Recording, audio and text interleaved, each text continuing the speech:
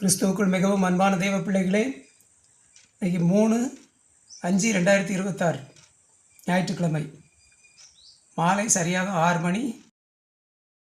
அன்பான தெய்வ பிள்ளைகளே, இன்றைக்கும் பரிசுத்த ஆவியானுடைய ஒரு தெளிவான வழிநடத்துதலின்படி ஒரு இடத்துக்கு போனேன். சரிங்களா? போயிட்டு அப்புறம் சாயங்காலம் தான் வந்தேன். 4:30 மணிக்கு தான் வந்தேன். இன்றைக்கி சமையல் பண்ணலை. நைட்டு சாப்பாடுக்கு உப்புமா கிண்டி வச்சுருக்கேன். சரிங்களா? உப்புமா ஏன்னா கொஞ்சம் இது ஆறுனதுக்கு அப்புறம் சாப்பிடணும். அன்பானவர்களே, அன்பான தெய்வ பிள்ளைகளே, இன்றைக்கும் பரிசுத்த ஆவியானுடைய ஒரு தெளிவான வழி நடத்துதலின்படி காலையில் சொந்தக்காரங்க வீட்டுக்கு போனேன். சரிங்களா?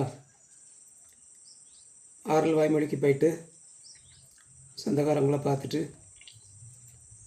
அப்புறம் பையனையும் மருமகளையும் பார்த்துட்டு அப்படியே அந்த தோவாளை பாஸ்டரையும் பார்க்கறதுக்கு போனேன். தோவாளை பாஸ்டர் ஐயாவையும் ரொம்ப பிஸியாக இருந்தாங்க. இன்றைக்கி பார்க்க போயிருந்தேன்.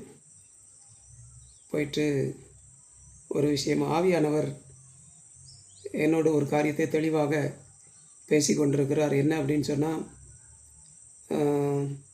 இந்த Kingdom of Christ in Earth Mission Trust என்பது உலகளாவிய ஒரே இந்திய சிறுபான்மை கிறிஸ்தவ மத ஸ்தாபனம். சரிங்களா? ஆகவே நான் அப்படி பதிவு பண்ணியிருக்கனால ஆவியானவர் எனக்கு கொடுத்த ஆலோசனையின்படி நான் ஒரு கிறிஸ்தவன், இந்திய கிறிஸ்தவன் அப்படிங்கிறதுக்குரிய ஆவணங்களை எல்லாம் ரெடி பண்ணணும்னு ஆவியானவர் எனக்கு சொன்னவனால அதெல்லாம் நான் ரெடி பண்ணிட்டேன். சரிங்களா? நான் ஒரு கிறிஸ்தவன் அப்படிங்கிறத, இந்திய கிறிஸ்தவன் அப்படிங்கிறத என்னுடைய ஆவணங்கள் மூலமாக நான் உறுதிப்படுத்தி இந்த ஸ்தாபனத்தை ஒரு கிறிஸ்தவ மத ஸ்தாபனம் அப்படிங்கிறதையும் உறுதிப்படுத்தி சென்ட்ரல் கவர்மெண்ட் தரப்பில் அது எல்லாமே சக்ஸஸ்ஃபுல்லாக போயிட்டுருக்கு. சரிங்களா? ஃபைனல் ஸ்டேஜில் வந்திருக்கு. அப்புறம் ஏற்கனவே தர்பன் ஐடியில் ரிலீஜியஸ் அப்படின்னு கொடுத்துட்டாங்க. சரிங்களா?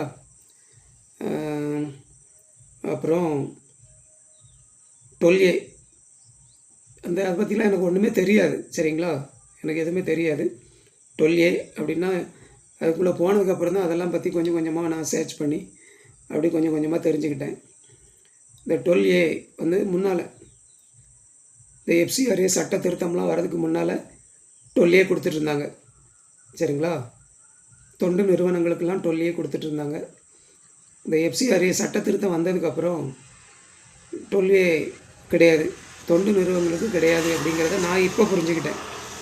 சரிங்களா? எனக்கும் இந்த ட்ரஸ்ட்டுக்கும் 12Aக்கு அப்ளை பண்ணியிருந்தோம்.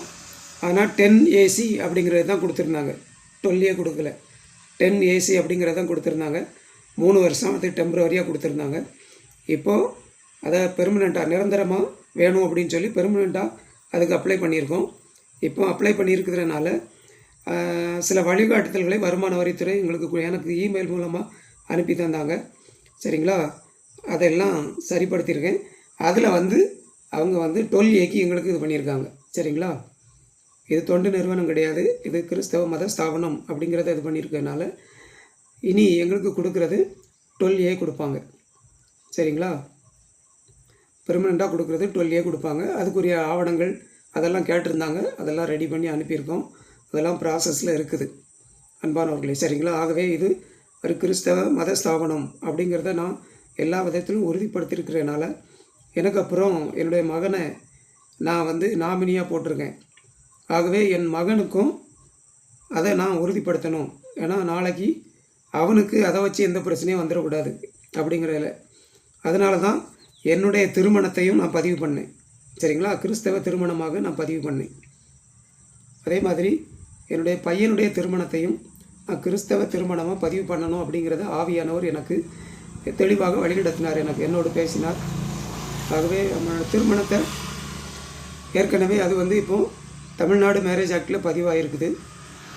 அந்த திருமணத்தை கிறிஸ்தவ திருமணமாக பதிவு பண்ணணும் அப்படின்னு சொல்லி நான் ஏற்கனவே முயற்சி பண்ணிகிட்டு இருக்கேன். சரிங்களா? உயர்திரு மாவட்ட பதிவாளர் அவங்கள போய் பார்த்து 2-3 தடவை போய் பார்த்து அவங்கக்கிட்ட அதெல்லாம் நான் சொல்லி இது பண்ணி வச்சுருக்கேன். அவங்க ஏற்கனவே சொல்லியிருக்காங்க. தமிழ்நாடு மேரேஜ் ஆக்டில் பதிவு பண்ணணும், அது கட்டாயம் அப்படிங்கிறது தமிழக அரசாங்கம் உத்தரவு போட்டிருக்கு. அதனால் நீங்கள் அதில் பதிவு பண்ணது ஒன்றும் பிரச்சனை இல்லை. நீங்கள் 2வது கிறிஸ்தவ திருமணமாக நீங்கள் பதிவு பண்ணிக்கலாம், அதில் ஒன்றும் ப்ராப்ளம் கிடையாது அப்படின்னு சொல்லியிருக்காங்க எனக்கு. சரிங்களா? எனக்கு சொல்லியிருக்காங்க. சரிங்களா? எல்லாருக்கும் அப்படின்னு நினச்சிடாதுங்க. நான் ரொம்ப அதில் போராடி ஆவணங்களெல்லாம் நான் சரிப்படுத்தி எல்லாத்தையும் கரெக்ட் பண்ணியிருக்கனால, ட்ரஸ்ட் ஆவணங்கள், என்னுடைய ஆவணங்கள், பையனுடைய ஆவணங்கள் இதெல்லாம் கரெக்ட் பண்ணியிருக்கனால அது சொல்லியிருக்காங்க. சரிங்களா? அதனால் பையனுடைய திருமணத்தை கிறிஸ்தவ திருமணமாக மறுபடி பதிவு பண்ணுறதுக்கு அந்த பேன் சர்டிஃபிகேட் தேவைப்படும் அப்படின்னு நினச்சேன். ஆகவே இன்றைக்கி போய் அந்த பாஸ்டர் ஐயாவை பார்த்து வாங்கிட்டு வந்தேன். அது கொடுத்தாங்க, அந்த ஜெராக்ஸ் கொடுத்தாங்க. ஜெராக்ஸ் போதும் வாங்கிட்டு அப்படியே அப்புறமா ஒரு 500 ரூபா காணிக்கையும் கொடுத்தாங்க. பாஸ்டர் ரொம்ப பிஸியாக இருந்தாங்க, நின்று பேசுறதுக்கே டைம் இல்லை. அந்த சூழ்நிலையில் எனக்கு அதை கொடுக்க சொல்லிவிட்டு அப்புறம் என்னை வந்து பார்த்துட்டு போங்க அப்படின்னாங்க. அதுக்குள்ளே அவங்க வெளியே போகக்கூடிய சூழ்நிலை. அங்கே உள்ள உதவியாளர்கிட்ட ஒரு கவரை கொடுத்து அதை என்கிட்ட கொடுக்க சொல்லிவிட்டு பாஸ்டர் ஐயா போயிட்டாங்க. சரிங்களா? எனக்கு ஏற்கனவே பாஸ்டர் ஐயா, தோவாள பாஸ்டர் ஐயா வந்து என் மேலே ஒரு நல்ல அபிப்பிராயம் உள்ளவங்க. எப்போ போனாலுமே காணிக்க தராமல் அனுப்ப மாட்டாங்க. ஆகவே அதை வாங்கிட்டு சந்தோஷமாக வந்தேன். சாயங்காலம் அன்பானவர்களே, அதனால் இன்றைக்கி சமையல் பண்ணலை. ஏற்கனவே எனக்கு பல்லு வலி பிரச்சனை இருக்குது. அப்புறம் மென்று சாப்பிடக்கூடிய அந்த பற்களெல்லாம் இல்லை. சரிங்களா? ஆகவே மென்று சாப்பிட முடியாது, திடப்பொருட்கள் எதுவுமே சாப்பிட முடியாது. இதெல்லாம் நான் சுத்தமாக நிறுத்திட்டேன், மறந்தாச்சு. திடப்பொருட்கள் சாப்பிட மறந்தாச்சு கர்த்தருடைய கிருபையினால். அதனால் எனக்கு செலவு கம்மி ஓரளவு.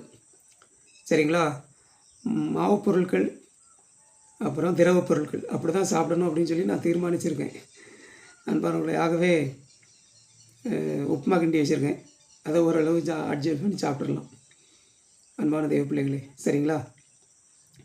நாளைக்கு வாக்கு எண்ணிக்கை, நாளைக்கு சாயங்காலம் ஆண்டவருக்கு சித்தமானவர்களை, அவருக்கு சாதகமானவர்களை ஆட்சி பீடத்தில் அமர்த்துவார் என்று நான் எதிர்பார்த்துட்ருக்கேன்.